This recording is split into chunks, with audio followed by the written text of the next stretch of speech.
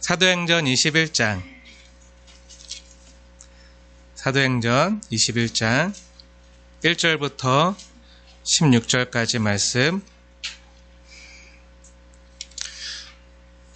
주의 뜻대로 이루어지이다 라는 말씀의 제목으로 함께 은혜 나누겠습니다. 신약성경 224쪽에 있습니다.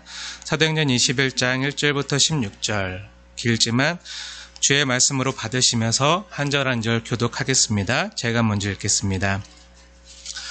우리가 그들을 작별하고 배를 타고 바로 곳으로 가서 이튿날 로도에 이르러 거기서부터 바다라로 가서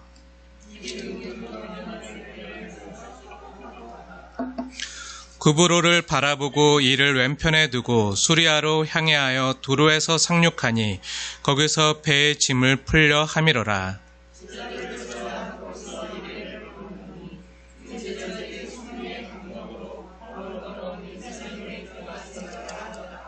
이 여러 날을 지낸 후 우리가 떠나갈새 그들이 다 그 처자와 함께 성문 밖까지 전송하거늘 우리가 바닷가에서 무릎을 꿇어 기도하고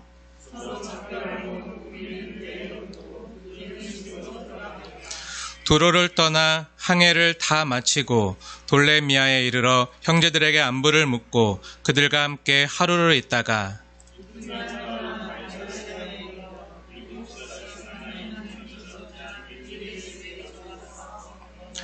그에게 딸 넷이 있으니 처녀로 예언하는 자라.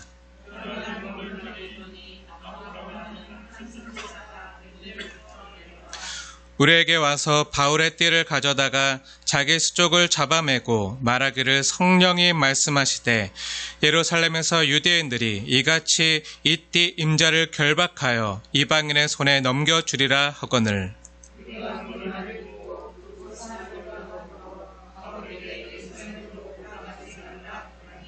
바울이 대답하되 여러분이 어찌하여 울어 내 마음을 상하게 하느냐.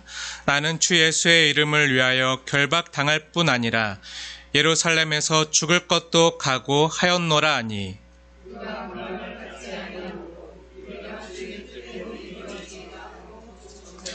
이 여러 날 후에 여장을 꾸려 예루살렘으로 올라갈새 가이사랴의 몇 자제가 함께 가며 한 오랜 제자 구브로 사람 나손을 데리고 가니 이는 우리가 그의 집에 머물러 함이라. 아멘. 주의 뜻대로 이루어지이다 라는 본문 말씀을 제목으로 삼아 함께 은혜를 나누겠습니다. 사랑하는 여러분, 우리는 지금까지 사도행전 20장을 통해서 바울이 밀레도에서 에베소 교회 장로들과 성도들에게 전한 고별 설교를 긴 시간 동안 전해 들었습니다. 이제 고별 설교를 마치고 바울이 밀레도를 떠나 예루살렘으로 올라가고 있습니다. 사실 오늘 본문인 21장부터는 전혀 새로운 분위기로 사도행전의 이야기가 급 전환되어서 전개되기 시작합니다. 사울이 언제 처음 등장하죠? 사도행전 8장에 잠시 등장한 사울이 스데반이 죽을 때 그 옆에 있었던 그 사울이 등장한 다음에 본격적으로 사울이 그 사도행전의 주역으로 등장하기 시작하는 장은 13장입니다. 13장부터 사도행전의 주역으로 등장하면서 1차, 2차, 3차 전도 여행을 통해서 초대교회 엄청난 부흥을 경험하고요. 하나님 나라를 힘차게 확장해 나가는 이야기가 전개됩니다. 하지만 이제부터 시작되는 21장부터는요. 바울이 예루살렘에 올라갔다가 결박과 환난을 당하는 고난의 이야기가 시작됩니다. 사도 바울이 본격적으로 사도행전의 주역으로 등장한 그 13장부터 20장까지 바울이 예수님을 만나고 회심하고 나서 약 20년간의 그 기록, 이방인의 사도가 되어서 1차, 2차, 3차 전도 여행을 하는 이야기가요. 13장부터 20장까지 8장에 걸쳐서 쓰여 있어요. 그리고 이제 21장부터 28장까지 나머지 8장에는요. 바울이 예루살렘에 올라갔다가 결박을 당하고 감옥에 갇히고 로마로 압송되어가는 주를 위하여 고난을 당하는 약 3년간의 이야기가 나머지 8장에 걸쳐서 기록이 되어져 있습니다.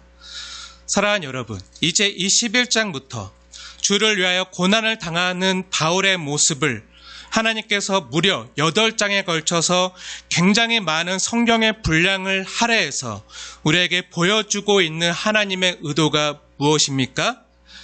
지금까지 20년 동안 사역하고 많은 교회를 개척하고 놀라운 하나님 나라의 복음 전파와 하나님 나라 확장을 이루어낸 것만큼이나, 아니 어쩌면 그보다 더 하나님께서 주목하시고 귀하게 여기시는 것이 바로 주를 위해 당하는 성도의 고난이라는 거예요. 그 비중을 하나님께서는 똑같이, 아니 어쩌면 20년 동안의 8장에 걸쳐서 기록했다면 이제 3년간에 걸친 고난의 여정을 8장에 걸쳐 더 중요하게, 더 비중 있게, 더 강조해서 다루고 있는 하나님의 그 뜻을 이 시간 함께 발견하길 원합니다. 그런데 이것은요, 사도행전만 그런 것이 아니에요. 사도 바울이 그토록 간절히 본받기 원했던 우리 구주 예수님의 기록만 보아도 그렇습니다. 예수님의 가르침과 행적을 기록하고 있는 신약 성경의 마태, 마가, 누가, 요한복음서 모두가요, 예수님의 평생의 기록보다 더 귀하고 비중 있게 다루고 있는 본문이요, 우리 예수님께서 우리를 위해서 예루살렘에 올라가 십자가를 지시던 그 마지막 일주일간의 기록을 모든 복음서가 동일하게 가장 비중 있게 중요하게 다루고 있어요.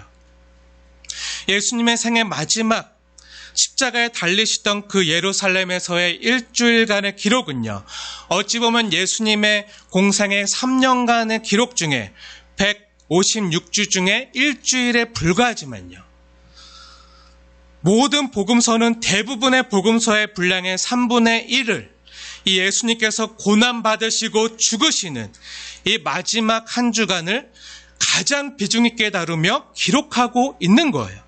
그 이유가 무엇입니까? 우리 사람의 생각과 우리 주 하나님의 생각은 다르다는 거예요. 사람이 주목하고 귀하게 생각하는 것과 우리 하나님께서 귀하고 또 중요하게 주목하고 생각하는 것이 다르다는 것을 보여주는 거죠. 우리 하나님께서는요, 하나님의 뜻을 이 땅에 이루기 위하여 고난 당하는 것을요, 너무나도 귀하게 생각하시고 주목하고 계시다는 거예요. 잃어버린 자를 찾으시고 구원하시려는 하나님의 뜻을 이루기 위하여 우리 예수님의 고난 당하심이요, 우리 하나님의 눈에는 결정적으로 중요하게 보이신 거죠. 마찬가지로 우리가 생각하기에는 바울이요, 이방인의 사도가 되어 아시아와 유럽 전역에 주님의 몸된 교회를 개척하며 1차, 2차, 3차 전도 여행을 하면서 하나님 나라를 힘있게 확장시켜가는 그 20년의 그 부흥 사역보다 하나님의 눈에는요, 이제 결박을 당하고 주를 위하여 고난받기 위하여 끌려다니는 그 3년의 기간을 하나님께서는 너무나도 비중 있고 중요하게 주목해서 보신다는 거예요. 사랑하는 여러분, 우리 교회가 부흥하고 성장하고 구원받는 사람들이 많아지고 교회도 크게 이전하고 주 안에서 계획하고 하는 일마다 다 잘 되는 것도 중요하지만요, 어찌 보면 주님의 관심은요, 우리가 주님의 이름을 위하여 그리고 주님을 위하여 고난을 당하고 고난 중에도 기뻐하고 없는 중에도 섬기고 주님을 신뢰하는 모습을 주님께서 더 기뻐하신다는 거예요. 저와 여러분이요, 주님을 믿어서 형통하고 잘되고 건강하고 부자가 되고 하는 일마다 성공하고 사람들에게 인정받고 남들이 부러워하는 선한 영향력이 있는 사람이 되어서 모든 사람에게 사랑받는 사람이 되는 것도 너무 귀하지만, 저는 우리 모든 성도님들이 모두 그렇게 되기를 축원하지만, 만약 그렇지 않더라도요, 주께서 우리에게 그리 대하지 아니하실지라도요, 우리가 바울처럼 육체의 가시로 인해서 고통을 받고 가난해지고 하는 일마다 안 되고 사람들에게 비방을 받고 강도를 당하고 못 먹고 못 자고 선을 행하다가 억울하게 감옥에 가고 돌에 맞더라도요. 그것이 우리의 죄나 나의 잘못 때문이 아니라 주를 위하여 당하는 고난이라면요. 주님께서는 복음을 위하여 당하는 저와 여러분을 더 주목하시면서 결정적으로 더 중요하게 보시며 우리를 더 귀하게 여기신다는 거예요. 저는 이것을 믿습니다. 성경이 그것을 드러내서 보여주고 있잖아요. 많은 사람들이요, 하나님을 위해서 내가 잘되고 성공하고 형통하기를 원해요. 그런데 이건요, 주님, 제가 원하는 것을 이루어주시고 제 소원이 성취되고 건강하고 나와 내 자녀들이 잘되고 형통하고 성공하게 해주시면 하나님을 위해 살겠습니다. 주님을 위해 살겠습니다. 하는 이것은요, 누구나 할 수 있는 거예요. 믿음이 있는 대부분의 사람들이요, 이것을 원하고 이것은 꼭 진실된 성도만이 아니라 예수님을 십자가에 못 박았던 바리새인들이나 사두개인들이나 대제사장들이나 서기관들과 율법 학자들도요, 모두 자기를 위하여 하나님을 위한다는 명목으로 했던 것들이에요. 사실 솔직히 이것은 진실된 믿음이 있는 성도나 그렇지 않은 거듭나지 않은 종교인이나 누구나 내가 잘되고 형통할 수 있다면 그것을 위해서 할 수 있는 종교 행위들입니다. 하지만 주를 위하여 고난을 당하고요, 주를 위하여 수치를 당하고요, 복음을 위하여 종이 되어 섬기는 것은요, 정말 진실된 그리스도인들만 할 수 있는 것이죠. 주를 위하여 이 땅에서 당하는 고난을, 그리스도의 남은 고난을 내 몸에 채우는 것이라 여기면서 고난 중에도 기뻐하며 살 수 있는 것은요, 진짜 성도여, 정말 진실되게 내면이 변화된 성도 외에는 못하는 거예요. 그 안에 내가 죽고 그리스도께서 사셔야만 가능한 일이죠. 그렇기 때문에 주님께서는 이것을 결정적으로 더 중요하게 여기시고요, 더 귀하게 보시는 거예요. 사랑하는 여러분, 이러한 성경에 보여주는 가르침을 따라서 잘 될 때나 부할 때나 건강할 때나 아니면 가난할 때나 병들었을 때나 고난을 당할 때나 그 어느 때든지 빈부에 처하든 기천에 처하든지 그 어느 때든지 그리스도와 연합하여 그리스도를 드러낼 수 있는 성도님들 되시기를 소원합니다. 내가 잘되고 성공해서 교회와 주님을 물질로 도울 수 있어서 하나님께 영광이 아니라 예수 그리스도와 함께 있어서 그리스도의 고난에 함께 참여한 자가 되어서 주님이 서 있게 한 그곳에서 하나님께 영광을 돌리는 것이 더 중요한 거예요. 잘 되는 내가 중요한 것이 아니라 하나님이 나를 위하여 꿈꾸셨고 예배하신 길을 가는 것이, 그 길의 끝은요, 예수님의 형상으로 빚어진 내가 되는 것이 더 중요합니다. 예수님과 연합된, 예수님과 함께하는 그리스도의 형상을 따라 빚어지는 성도가 되는 것보다 어떻게 이 땅에서 더 잘 될 수 있겠습니까? 저는 이것을 믿는 목사입니다. 누가 저에게 목회 성공이 무엇이냐고 묻는다면요, 많은 성도나 큰 예배당이 있고 교회 재정이 얼마가 되며 얼마나 많은 선교비를 지출했느냐가 아니라, 이런 것이 척도나 기준이 아니라, 이런 것이 없어도요, 좀 부족해도요, 내가 정말 그리스도의 형상으로 빚어진 자가 되었는가, 목사이기 전에 그리스도의 형상으로 빚어진 성도가 되었는가, 선한 목자 되신 예수님의 성품과 마음을 닮은 목사인가, 이것이 더 중요하다고 생각합니다. 만약 한 영혼이라도요, 정말 주님의 마음으로 품고 섬기고 그 영혼을 위해서 눈물을 흘리고 기도를 하고 그 영혼을 먹이고 돌보고 가르쳐서 그 영혼이 한 영혼이라도 주님의 형상으로 빚어지고 주님과 연합된 성도가 한 명만이라도 있다면요, 저는 그것이 목회 성공이고요, 그것을 하나님께서 더 큰 예배당이나 건물이나 교회 재정을 얼마나 더 많이 모았나 보다 주님께서 그것을 더 기뻐하시고요. 그것을 더 주목하시고 더 중요하게 여길 것이라 믿습니다. 그런데 그리스도와 연합하여 그리스도의 고난에 동참하지 아니하고요. 영광스러운 자리만 구하면서 어떻게 그리스도의 형상으로 빚어질 수 있겠습니까? 우리를 위하여 고난받으신 그리스도와 연합해서요. 주님이 우리 각자에게 맡겨주신 십자가의 길을 가는 것, 그 자체가 하나님의 영광이고요. 주님의 뜻이 이루어지는 것입니다. 그런데 이 고난의 길, 십자가의 길을 걷는 것은요, 우리 힘으로 안 되기에. 그래서 필요한 것이 무엇입니까? 오늘 본문에도 여러 차례 나오는 성도의 교제와 기도입니다. 그리고 성령의 도우심입니다.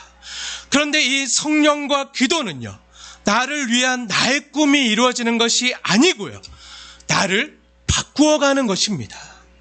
성령 충만한 기도 응답은요, 나를 위한 나의 꿈이 이루어지는 것이 아니라, 나의 자아 실현이 이루어지는 것이 아니라, 나의 소원 성취가 이루어지는 것이 아니라, 나를 부인하고 나의 십자가를 지고 나를 통한 하나님의 뜻이 이루어지는 데 있는 거죠.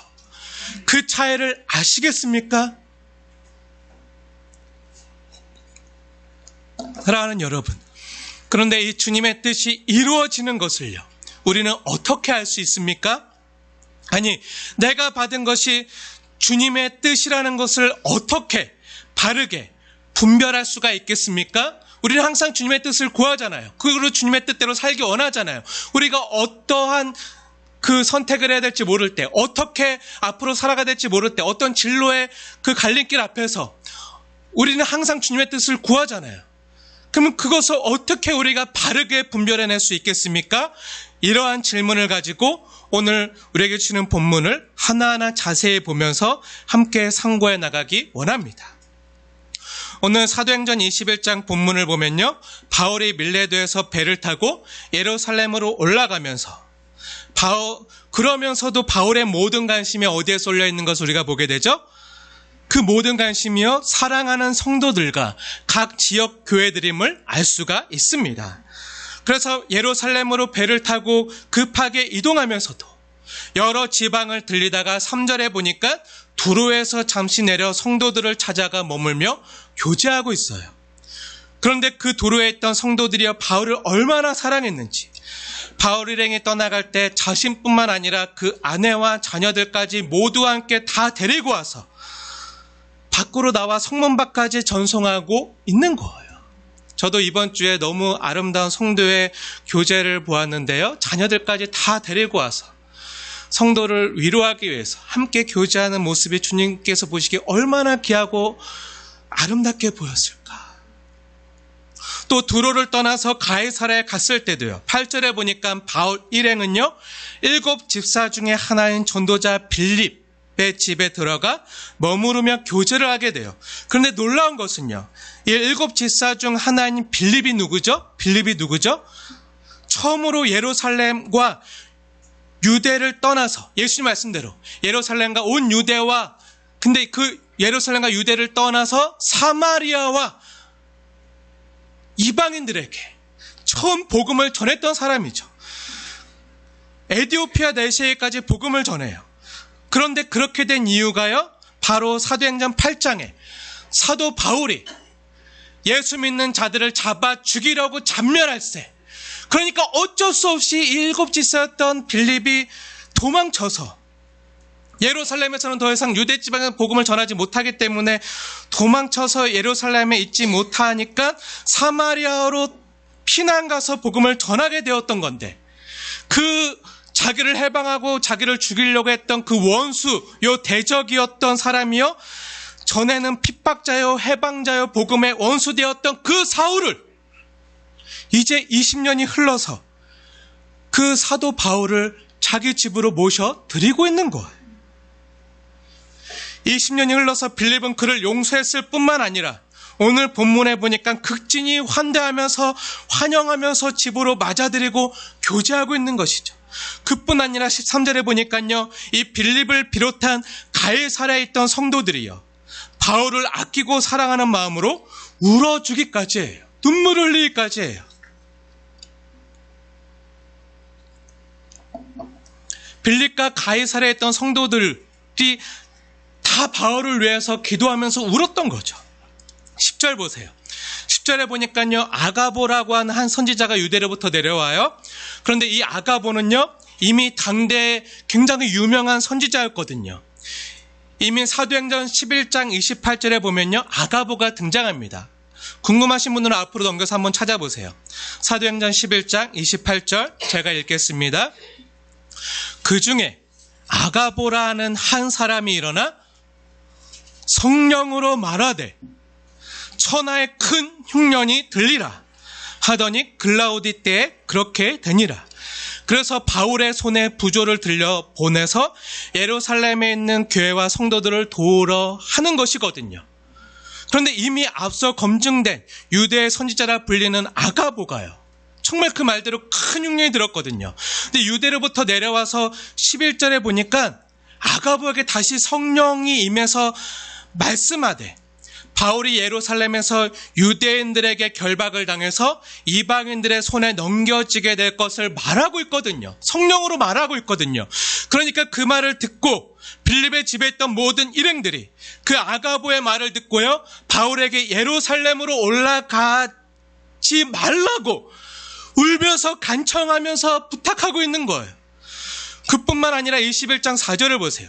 4절에도 보면요, 바울이 두로에서 성도들과 교제할 때 두로의 제자들 역시 성령의 감동으로 바울더러 예루살렘에 들어가지 말라고 부탁해요.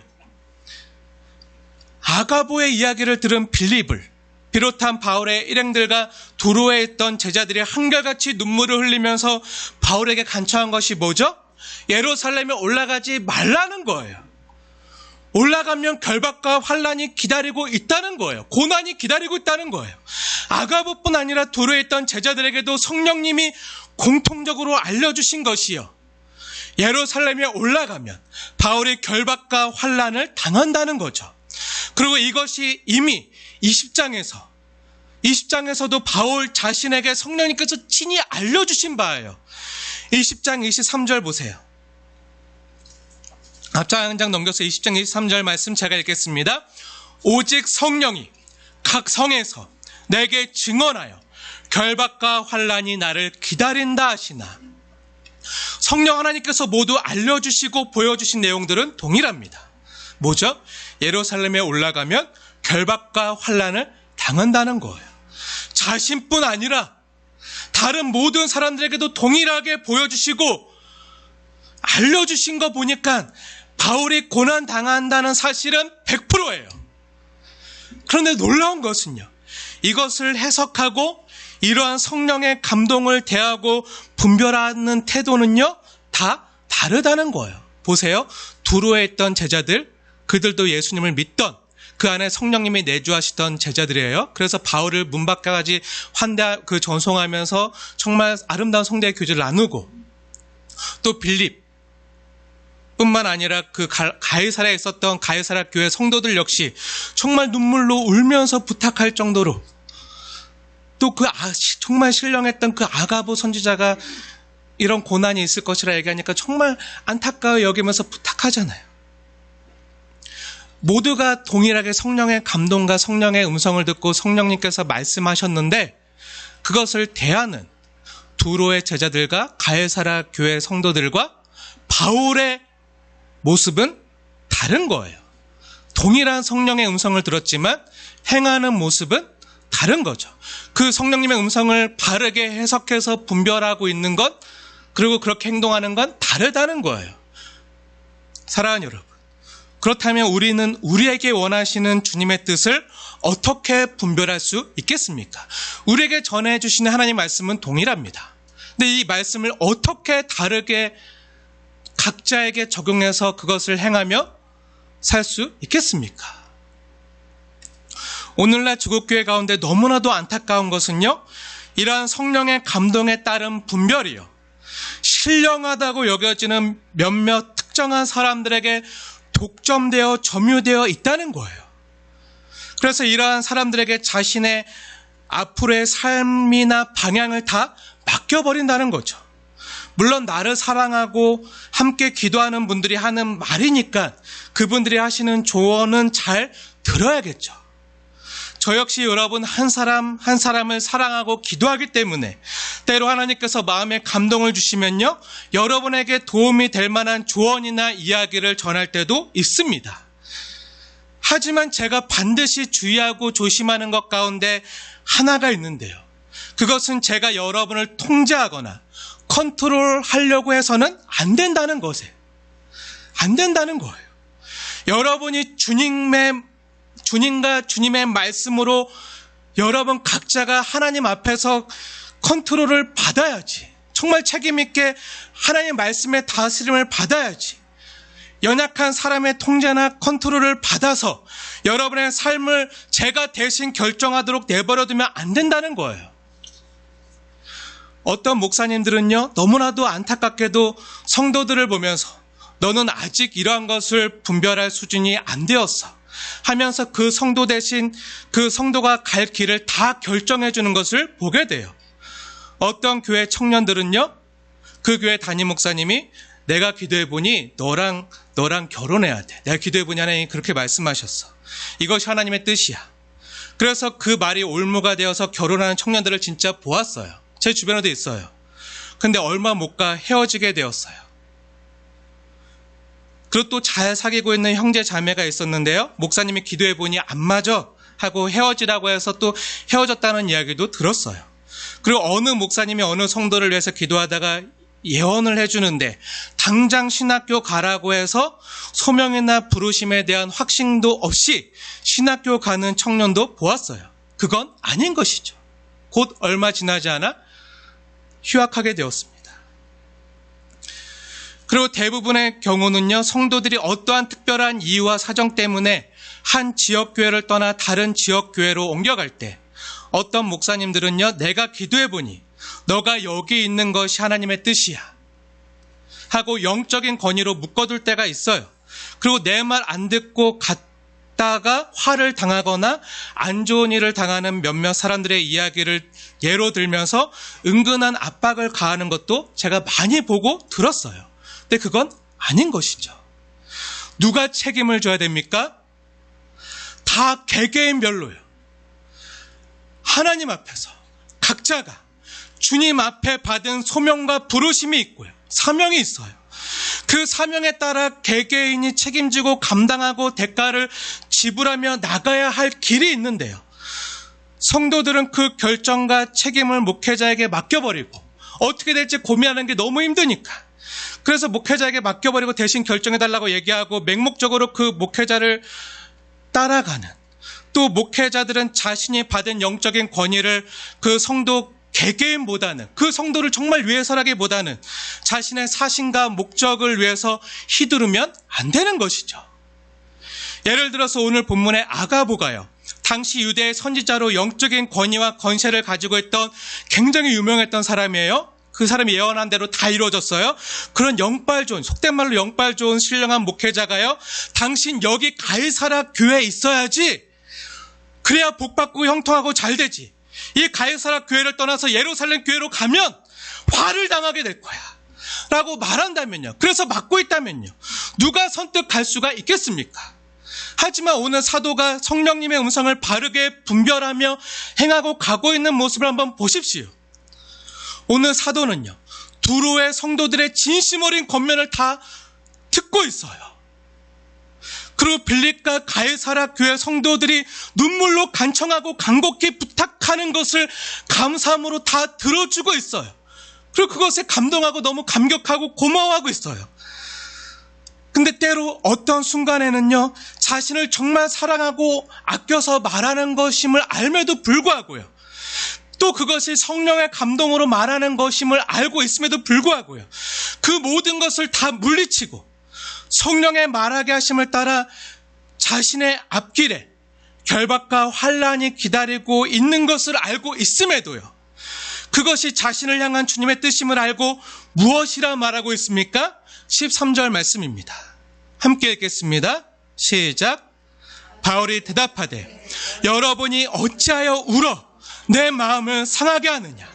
나는 주 예수의 이름을 위하여 결박당할 뿐 아니라 예루살렘에서 죽을 것도 각오하였노라 하니.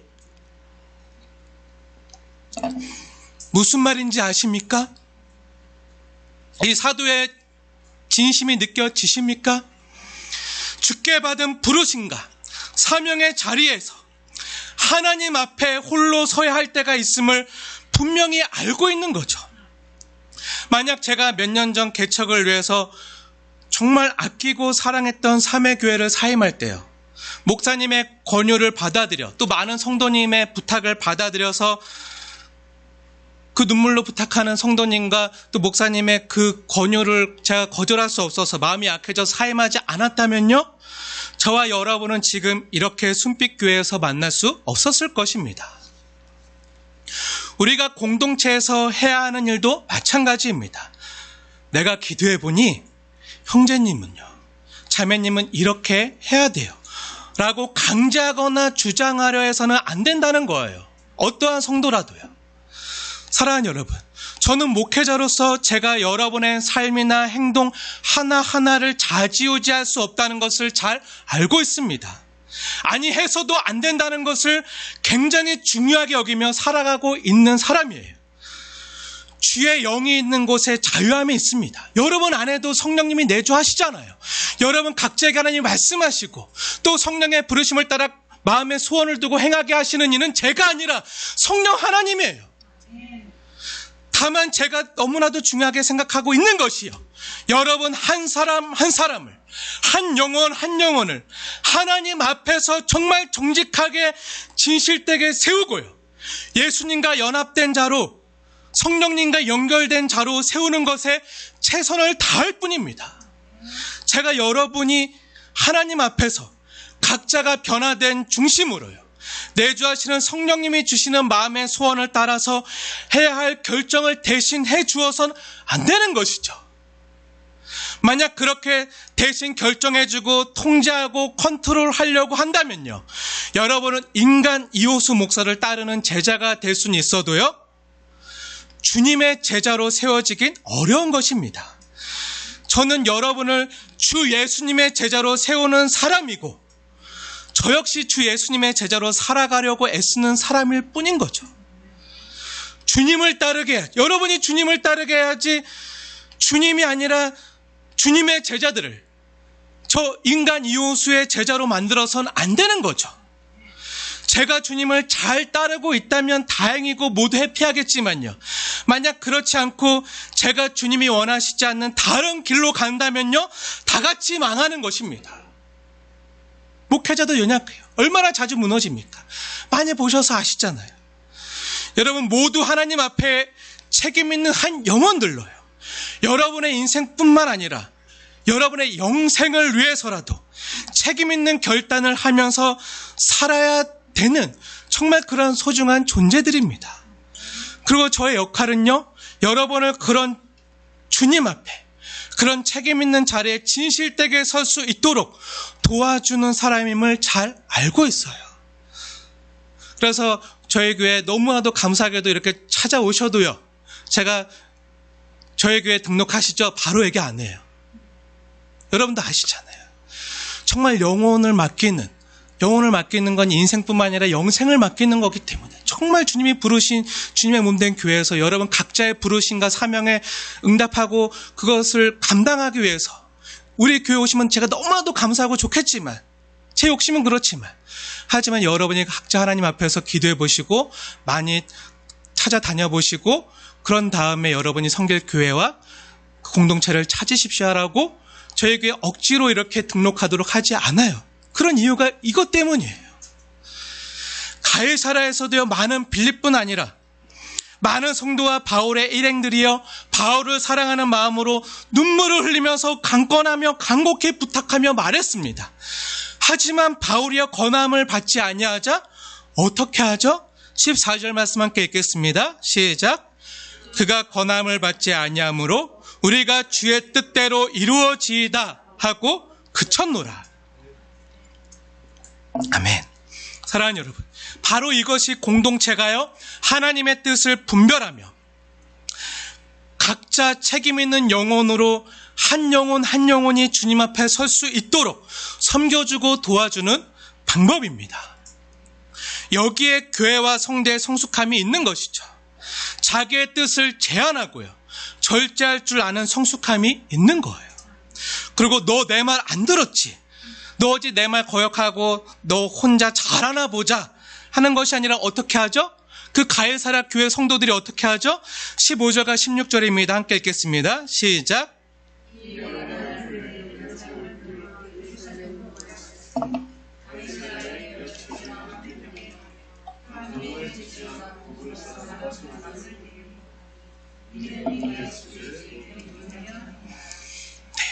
교제한 후에 이제 요장을 꾸려서 예루살렘으로 올라갈 때 바울 혼자 보내지 않아요. 너 어디 우리 말 안 듣고 혼자 가서 잘 되나 보자, 이렇게 하지 않아요. 어떻게 하죠? 그 가이사랴 교회 성도들, 그 몇 제자가 바울과 함께 동행하고 함께 가고 있어요. 4절 보세요. 두루의 그 성도들도요, 두루에 있는 그 제자들도요, 간곡히 성령으로 부탁하고 말려요. 하지만 어떡하죠? 바울이 그것을 거절하고 떠나려고 하자, 예루살렘으로 가려고 하자, 자신뿐만 아니라 자신의 처와 자식들까지 다 데리고 나와서 배웅하고 환송하면서 함께 기도하면서 보내고 있잖아요. 너 그래 어디 내 말 안 듣더니 잘 되나 보자 방관하는 것이 아니라 함께 동참하면서 함께 동행하면서 함께 가고 있는 거예요. 내 뜻과 달라도, 저 사람이 하려고 하는 행동과 방향이 내 뜻과 달라도 주님의 뜻과 부르심에 순종하여 가는 지체라고 여긴다면요, 정말 아낌없이 응원하고 기도하고 또 함께 가는 것입니다. 이것이 교회와 성도의 성숙한 모습인 거죠. 사랑하는 여러분, 마지막으로 한 가지만 더 살펴보고 말씀을 마치려고 합니다. 여기에서 주님의 뜻이 이루어지이다 라고 이야기하고 있어요.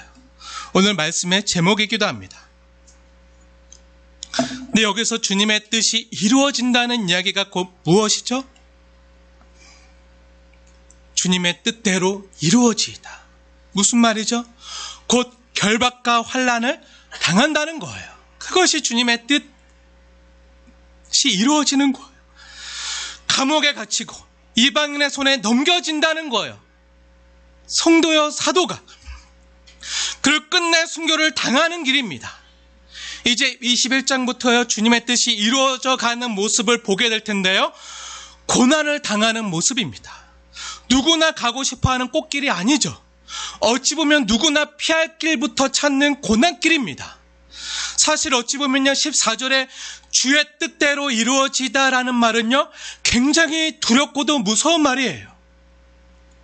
이 말을 하는 사람들의 마음 한편 바람은요, 저희는 바울 목사님이 우리와 오랫동안 함께 행복하게 안전하게 거하기를 원합니다. 함께 주님의 몸된 교회를 아름답게 섬기면서 정말 함께 있고 앞으로도 함께 저희가 힘껏 목사님을 도와서 함께 섬겨서 하늘나라의 복음을 위해서 동역하고 1차, 2차, 3차 전도여행뿐만 아니라 지금까지 했던 것처럼 4차, 5차, 6차, 7차 아니 10차까지 이르러서 그 넘어서까지 앞으로도 계속해서 이 땅에 많은 교회가 개척되어지고 하나님 나라가 확장되어져 가기 원합니다.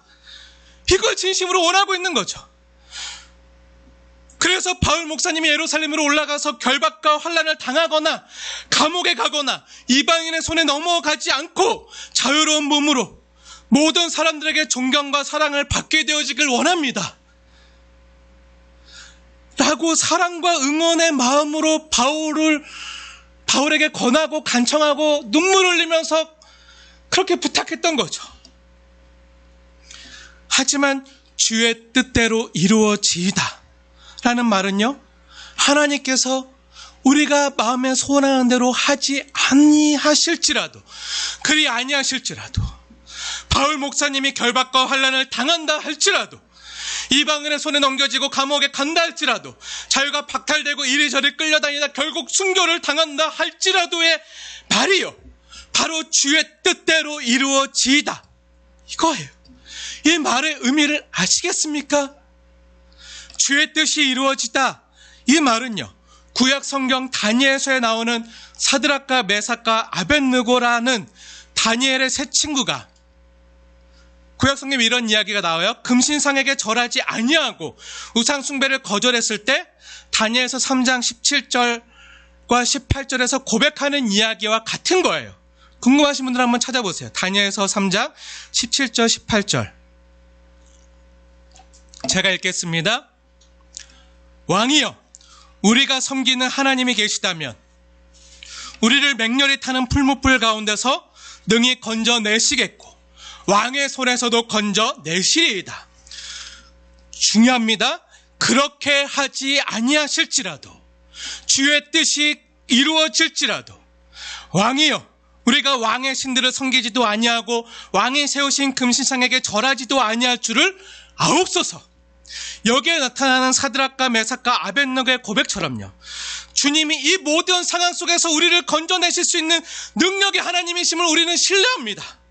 하지만 그리 아니하실지라도, 우리를 건져내지 아니하실지라도 주님이 나에게 원하시는 그 길을, 순교자의 길을, 자가의 길을 내가 가겠습니다. 그런 고백이에요.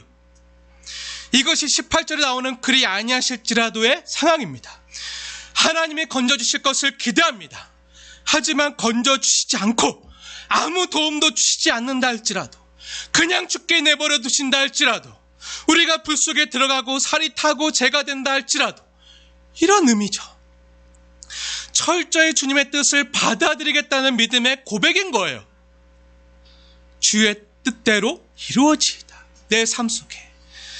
저와 여러분이 알다시피요, 사드락과 메삭과 아벳느고는 결국 맹렬히 타는 풀무불에 던져집니다. 그리 아니하실지라도의 상황을 맞이한 거죠.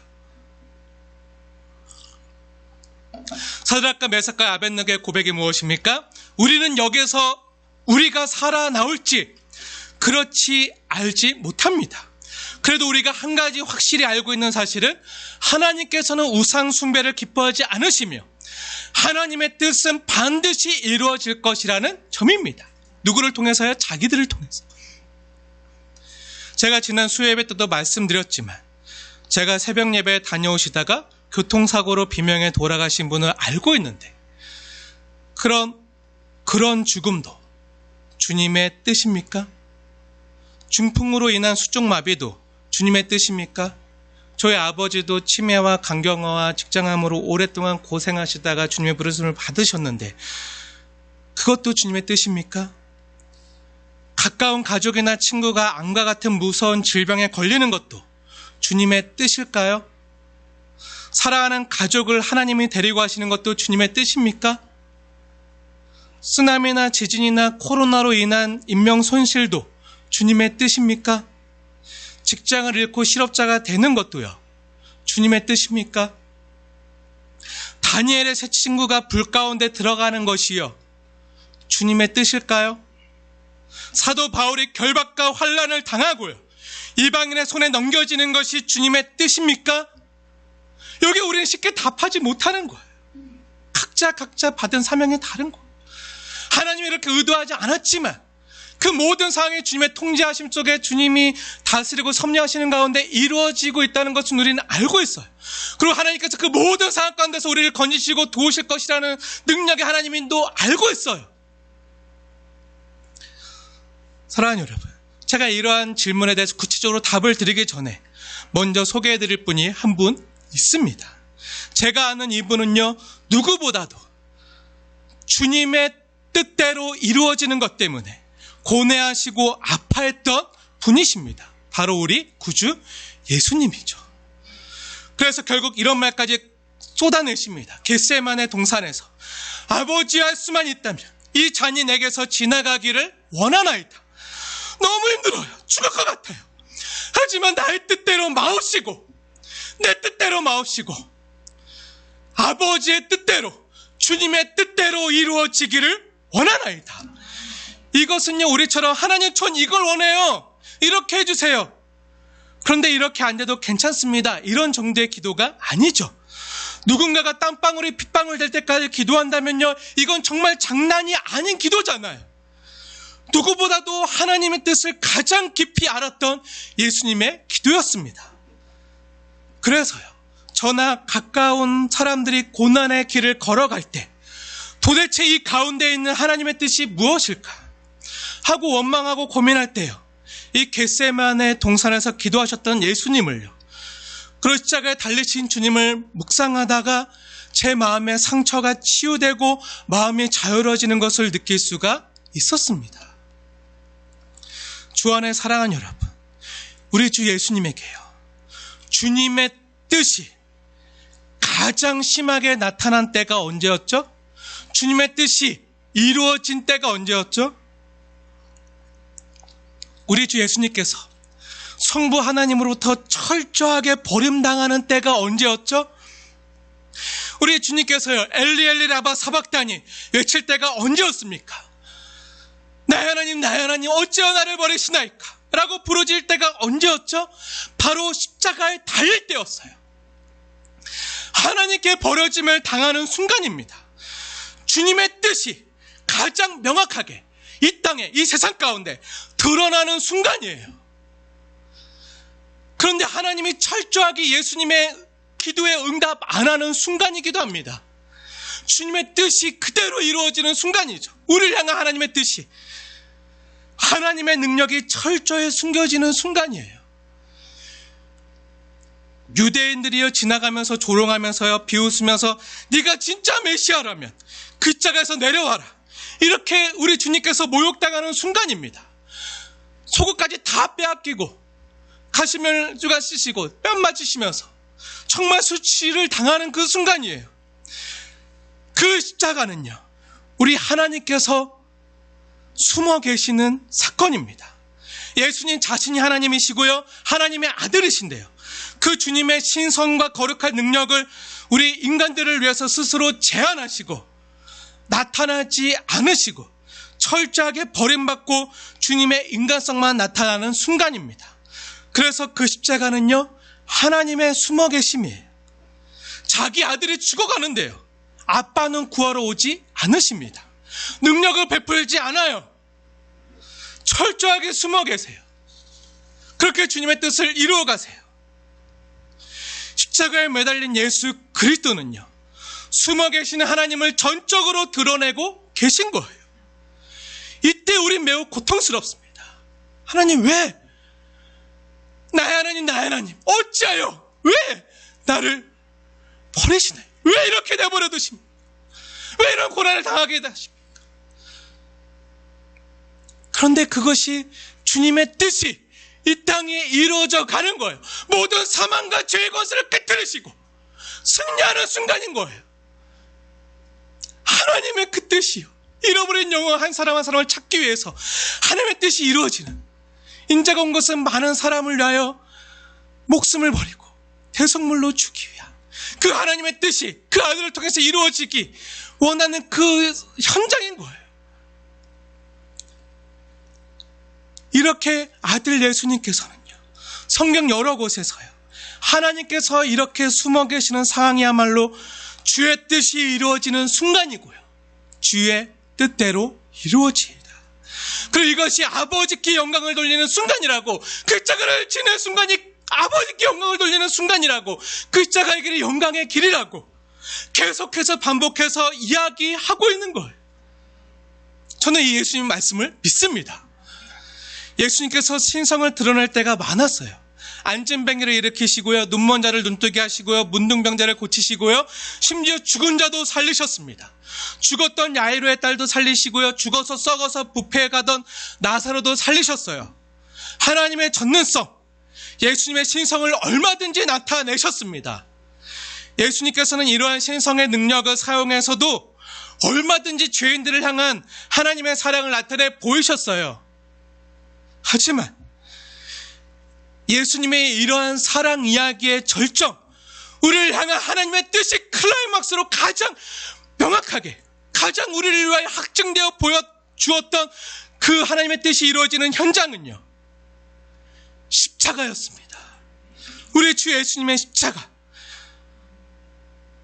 예수님의 우리를 향한 사랑 이야기의 클라이맥스는요, 이러한 신성의 능력이 나타나는 장소가 아니라 예수님의 신성의 능력이 철저히 배제되는 장소, 하나님의 능력이 숨어 계시는 그 장소였어요. 바로 십자가죠. 그때 하나님의 사랑의 크기가요, 가장 극명하게 나타난 거예요. 우리를 향한 하나님의 뜻이 가장 명확하게 드러난 순간이에요. 그것이 바로 십자가입니다. 십자가야말로 하나님의 사랑이 가장 깊이 드러나는 순간이죠. 그래서 숨어 계시는 하나님이야말로 드러나시는 하나님보다 우리를 더 깊이 사랑하시는 하나님의 마음을 더 깊이 느낄 수 있고요, 숨어 계시는 하나님 앞에서 우리의 사랑은 더 고결해지고요, 더 맑아지고요, 더 순수해지고, 더 순전해지고, 더 깊어지고, 더 깊은 사랑이 샘솟아 나는 거예요. 우리 속에서 생수의 강이 흘러나는 거죠. 사드락과 메삭과 아벳느고뿐만 아니라 사도 바울 역시 지금 이러한 고백을 하고 있는 것입니다. 그리 아니하신다 할지라도 내가 살런지 죽을런지 모릅니다. 내 앞에 있는 것이 결박과 환난이 기다리고 있습니다. 아니, 나는 죽을 것도 각오합니다. 이방인의 손에 넘겨지게 될 것입니다. 하지만 그것이 주님의 뜻이 이루어지는 것이라면, 하나님의 뜻이라면 그 길을 순종하며 가겠습니다. 그 고난의 길 가운데 함께 계신, 동행하시는, 임마누엘 하시는 그 하나님을 끝까지 신뢰합니다. 예수님께서 십자가의 길을 걸어가실 때가요, 영광의 길임을, 영광의 자리임을 알고 걸어가신 것처럼 나도 이 결박과 환난을 당하는 길이, 예루살렘에 올라가는 길이 영광의 길인 줄 알고 걸어가겠습니다. 이러한 신앙의 고백인 거죠. 이것이 주의 뜻대로 이루어지이다 할 상황인 거예요. 때때로 우리가 당하는 고난과 고통의 의미가 발견되지 않을 때가 많이 있습니다. 때때로 내가 당하는 고난이 이게 주의 뜻입니까? 항변할 때가 많아요. 주님 앞에서 눈물을 흘릴 때가 많아요. 하지만 우리를 향한 주님의 가장 분명한 뜻은요, 때로 우리를 결박과 환난에서 건져내지 않으신다 할지라도, 그리 아니하실지라도 그곳에 나 혼자가 아닌 능력의 하나님이 함께 계시다는 것을 확실히 믿고 바라는 것입니다. 바울 혼자 올라가는 것이 아니죠.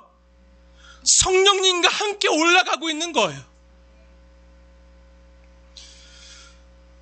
우리는 우리가 모르는 것을 붙들고 두려워하는 것이 아니라 우리가 분명히 아는 것을 붙잡는 것입니다. 그것이 무엇입니까? 하나님이 우리와 함께 계시다는 거예요. 능력의 하나님이, 성령 하나님이 우리와 함께 계시고 우리를 도우시고 건지신다는 거죠. 그분은요, 죽음의 권세까지도 이기시는 능력의 하나님이시고요, 장차 부활의 영광으로 우리를 이끄실 분이라는 것을 끝까지 신뢰하며 가는 것입니다. 그 하나님이 바로 여기 이 자리에 우리와 함께 계십니다. 기도하겠습니다.